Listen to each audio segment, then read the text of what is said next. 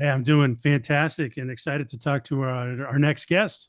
I'm excited to bring on Robert O'Neill. Thank you again for your service, Robert. And ultimately, your story is amazing. And why did you decide to kind of put it out there? What was the thought process after being in the military to say, you know what, I want my story to go out there? It started at the 9/11 Museum Memorial in Lower Manhattan. One of the first jobs I got out of the Navy was working on Capitol Hill and see how that works. And I was introduced to Carolyn Maloney, who was a Democrat, a Senate, excuse me, a Congressperson from New York. And she thought it'd be a good idea for me to put something in the museum. If you haven't been to the museum, anyone listening, definitely go there on as your bucket list item. You got to see it, you got to go, but because it goes in chronological order, but just something at the end. So I donated the shirt that I wore in Bin Laden's bedroom and the American flag that was on my shoulder. And when I went, though, they're part of it, typical politician, she had a room of about 30 people waiting to meet me. And it turned out those 30 plus people had lost a family member on 9/11, and so she had me get up there on stage with the shirt, actually, and that was the first time I ever told the story of what happened in Bin Laden's house. And the reactions I got from the family members, and I'm talking faces in their hands, tears, no shortage of tears. And after I got done speaking, I met them all, and some of them said there will never be closure, but it helps the healing process to have a face and a name of someone who was there when it happened, and especially the guy that killed him. And just to see the relief on 30 plus people's faces, because I donated the shirt anonymously. I didn't want to have my name out there or anything. Just this shirt was there.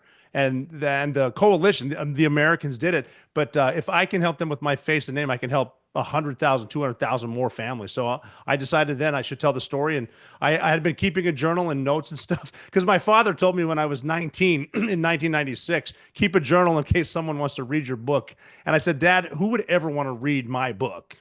And so I submitted it the proper chain, went through the Department of Defense and the agencies involved, and they approved the transcript. So I wrote the book. It was all legit, and that's how we got there. You know what, Yeah. Greg, before I go to the question, Yep. what when you say you're never going to do something, you end up doing it someday. That just happens, Greg, right? I'm never going to do this, and then I'm never going to write a book, and lo and behold, he's the man who killed Bin Laden. I'd It's a recommend great keeping a book. journal. No matter who you are right now, keep a journal. As far as like writing down what you want to do that day, and then at night write down if you did it, and if you did not, how you would have done it better, or at least done it at all. It's a great thing. I'm going to document my whole time. I'm start launching another podcast that I'm just going to talk about how I started as a radio podcaster 15 years ago and teach people how important it is to build a brand through that and tell the whole story. And I'm just going to do it live and just put it out in social media and cut up everything and do it because I want to document that story and then see where the next thing goes. Robert, Scott, Go ahead. Go ahead. before Neil jump in and gets even more serious, I have to ask you just kind of a light question. If you could pick any superhero to back you up on your next mission, who would you pick? Any superhero? I'm going with Aquaman. I mean, we're pretty good in the water, but I can't talk to the fish. So I think I'd bring Aquaman with me because I mean, if I go in the water without Aquaman, I'll be good. But if I got him, we're not going to lose. That wouldn't have helped in Afghanistan, which is landlocked. But maybe we could have swum up through Karachi, Pakistan. There's a port there. Awesome. so when you decided after you say, I'm going to tell my story, you documented it and you went ahead and did it. What were you thinking how would they respond to this, Robert? Because again, he is the heel of heels, and especially all over the United States because of what he did, and to be able to capture and then kill him. What did you think the response would be, and how surprised are you your story continues? And then we're talking about the next thing that's happening, this docu series that you're on. At first I'm loyal to a fault, and at first I was hoping it didn't make some of my teammates angry. But I learned two things the further I got away from the Navy, especially with SEALs. I never lose your sense of humor, but with Navy SEALs especially, I'll say you could pick three random SEALs and fill each of their driveways with a dump truck full of cash, and two of them would complain that their driveway was blocked. That's one thing just to complain about whatever. And that's fine. And then I also learned that what other people think of you is none of your business. It doesn't matter what someone thinks of you. So I don't care. I thought that if I could help the 9/11 families and people involved and just tell a legit story, like my book's called The Operator because I'm not calling myself that. I'm saying that's the life of an operator. And this is what someone does that joins the military, becomes special forces or a ranger or a SEAL or a pilot. This is just, coming from Montana, not knowing how to swim, you can do whatever you want. And then the further I've grown, I've also learned that if you're doing anything positive, you're an operator too. The best example I have of that, I lived in Manhattan for 5 years after the Navy. And think of the dudes that roll around Manhattan at 2 a.m. getting the trash. They're cleaning Manhattan up. They get no thanks, but they're making, they're leaving their families or earning a paycheck. They're making Manhattan clean. That's an operator. Think of the single mom. She's an operator. Anyone that does anything good for someone else is operating. So as a former special operator, I get other operators' opinions on life. Wow. Robert, what's one leadership lesson from SEAL days that you still guides you today and how you approach your life? Nobody ever worked for me. They work with me.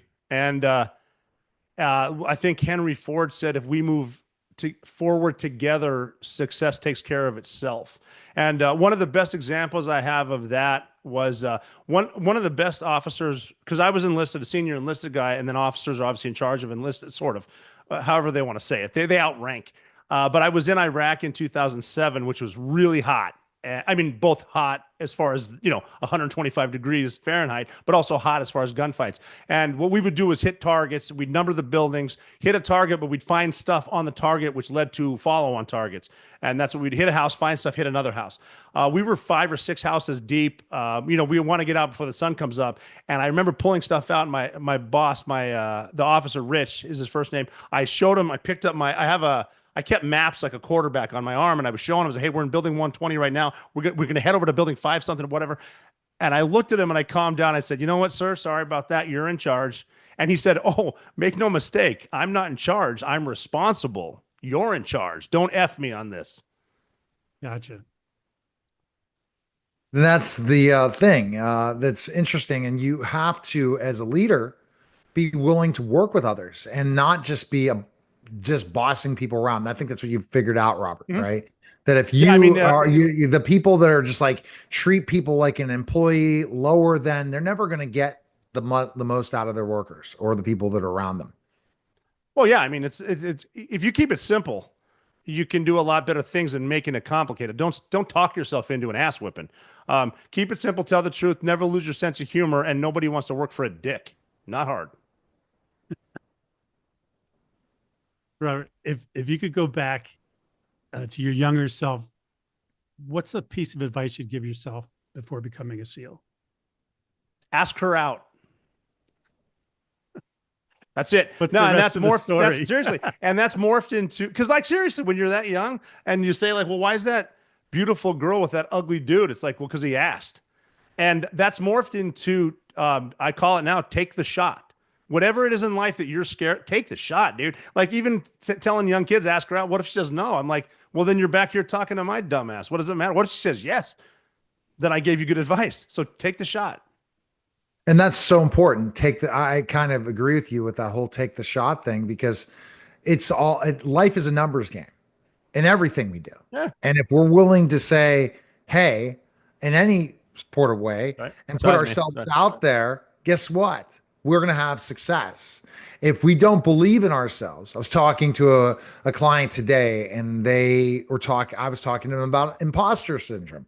And so much, and this person, I can't tell you, could never tell you who it is. And they're very, very successful. However, something is stopping them.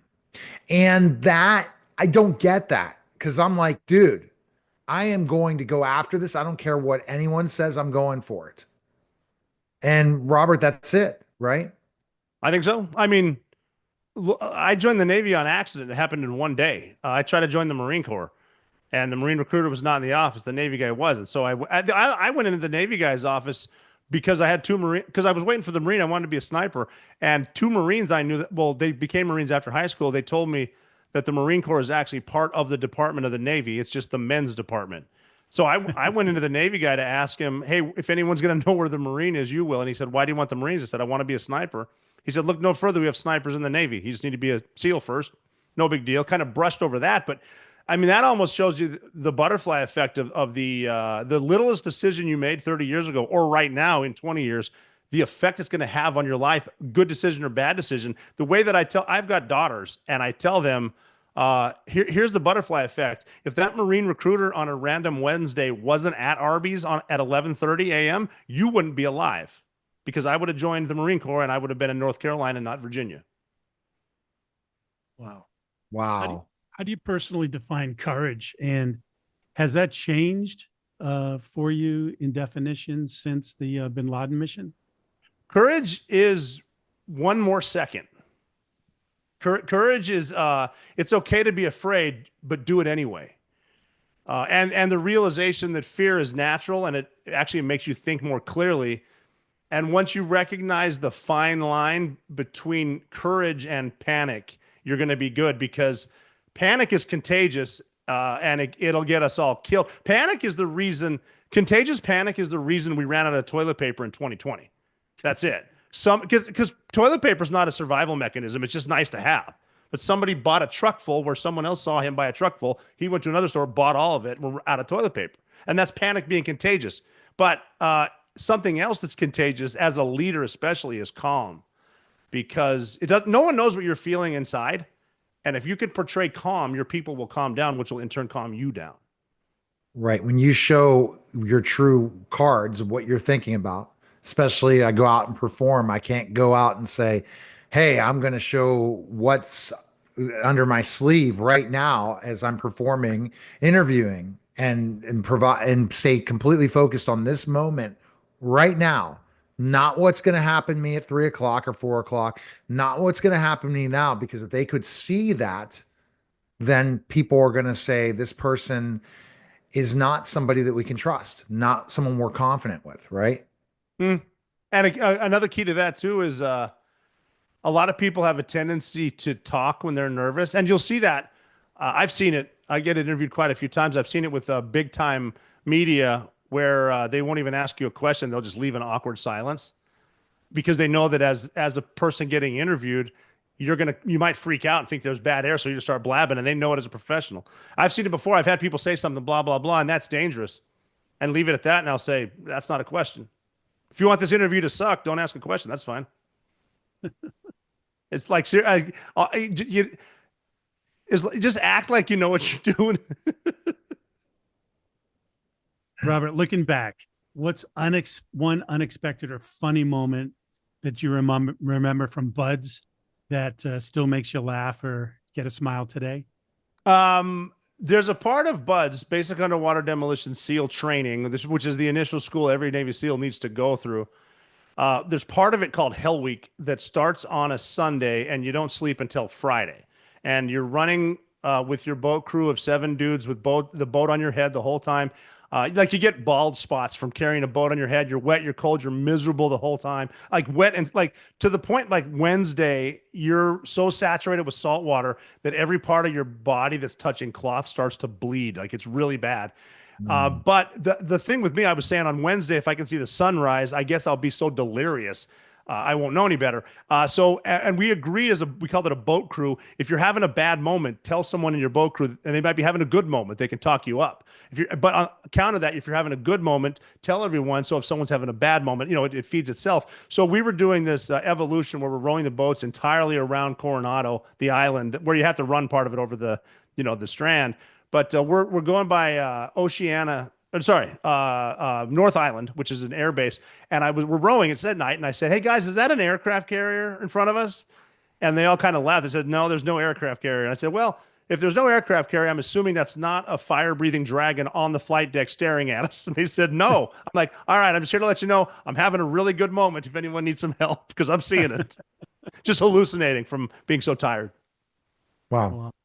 And so let's talk about, not just the book, but also now what's happening with the documentary. What are your thoughts on this, what they're showing about bin Laden and how they're involving you in this? The documentary is exciting, and I'll put it right out there right now. I haven't seen it. I don't know what's in it. I know my part, and the interview was really good. But what Netflix did, is they got a lot of the people who found bin Laden and a lot of the people who approved the raid and what was happening with the smart people, but way before we were involved. We found out about bin Laden 2 weeks before we left. Some of these analysts, especially the targeters from the CIA, led by a woman, by the way, I think some of them are talking for the first time. Admiral Bill McRaven, who was the overall commander who sold the mission to President Obama, he's interviewed. I think Leon Panetta, like Kofra Black, are interviewed, all studs. I'm excited to see it. I can't wait. But they want to talk about the manhunt for the guy. Like Kofra Black was just a badass CIA dude that I think he was near bin Laden a few times asking for permission to kill him and they wouldn't let him. But like before 9/11, weird stuff like that. So I can't wait to see what's in it. But I know they talk about what went down before the mission and their view of it during the mission, because I don't know how the targeters, the analysts, were thinking when the first helicopter crash landed in the front yard. I don't know. I know I was able to tell what happened in the house, which no, I mean we don't carry cameras because that leads to what you're seeing now, Monday Morning Quarterback 10 years later. So we didn't, but I can tell you the sights, the smells, and what went down, and just I described the bravery of my team. Because of the first helicopter crashing in the front yard, they let us off outside. So I had as opposed to going to the rooftop, which my team was supposed to, I was let off outside the 20-foot walls. So I had a front row seat to basically the most important mission in modern history. And I got to watch dudes go through a house, not knowing when it's going to blow up on all of us. And it was just the how proud I was of my guys to watch. They should be afraid, but they're not, or they didn't. Like I said, they weren't portraying being afraid, and they just kept using one of our best rules. That is, if you want to be fast, slow down. Slow is smooth, smooth is fast. And then we worked our way to the third floor, and I found myself, one-on-one with bin Laden. Well, his wife was there too. Wow, that's great advice for everyday life, right? Slow is smooth and smooth is fast. Yeah, I think we all hurry too much. Like, slow is smooth. Master the basics. And here's a key to when you're done saying what you're saying, stop saying it. Mm-hmm. You shot you're able to shoot your shot, Robert. Yeah. That's the truth. You probably have one of the biggest slam dunks, 3-pointers, Michael Jordan game-winning shots you did, right? And you always can feel that, right? In a way when anyone meets you. Do you introduce yourself? Hi, I'm so-and-so. No. But when they find out, well, how does it change? Well, nowadays, a lot of people just know when I meet them. If I introduce, like, they'll say, "What do you do?" I'm like, "Well, I'll just say I was in the Navy and now I have a podcast." I don't, maybe I sometimes don't need to tell the story or whatever. But if they ask, I haven't had a bad interaction in person, which is great. I mean, like, I've learned because of this that the internet, if believe it or not, isn't always true. Really, the Earth is not, the planet Earth is not that bad of a place, and all people aren't bad. My favorite. Well, I learned this not even on the internet, just traveling to 70 whatever countries. That it's a large planet, but it's a small world. And most people, even in combat zones, some of the most welcoming families I've ever met, no kidding, have been in Iraq and Afghanistan, combat zones that we're in. And people are just trying to get on with their lives, trying to raise a family the right way, what they see as the right way, and put food on the table. So all the crazies there just to get clicks on X or Instagram or whatever. But if you go outside, I was in Pittsburgh. I went to a play, and I'm assuming if some of the people going to a liberal arts school saw my Twitter handle, they wouldn't like me. But face to face over a Diet Coke, man, all smiles, all grins. People cried at the play. It was just a great experience to be among them, not just locked up playing video games and yelling at people on the internet. Wow. Robert, you mentioned you went to 70 different countries. Is there one particular favorite place that you visited that you'd love to go back as a tourist? The best place I visited, I was single, was Klaipėda, Lithuania. And I won't get into, well, if you like hanging out with supermodels, that's why you go there. To revisit, you know what I want to do is I am going to go to Europe this summer. I want to we went to Germany a lot. We had units there. I wish I would have taken advantage of some of the battlefields of especially World War II, but also World War I. Because when I was, again in Germany, I was before SEAL Team 6. What am I, 26? A single guy in Germany. We're going to the pubs. I saw a lot of bowling alleys and discotheques where I should have gone to Auschwitz. I should have checked out Bastogne. I did get to St. Mary Glise and Normandy, and I'm going to go back. They were, seeing everyone should also, along with the 9/11 memorial, see the dog green sector of Omaha Beach, where we lost like 3,000 dudes in the first 30 minutes. And then there's a cemetery, still a U.S. national park with a cemetery that seriously walking. I mean, before you go in, it says, look how young they were, or see how young they were.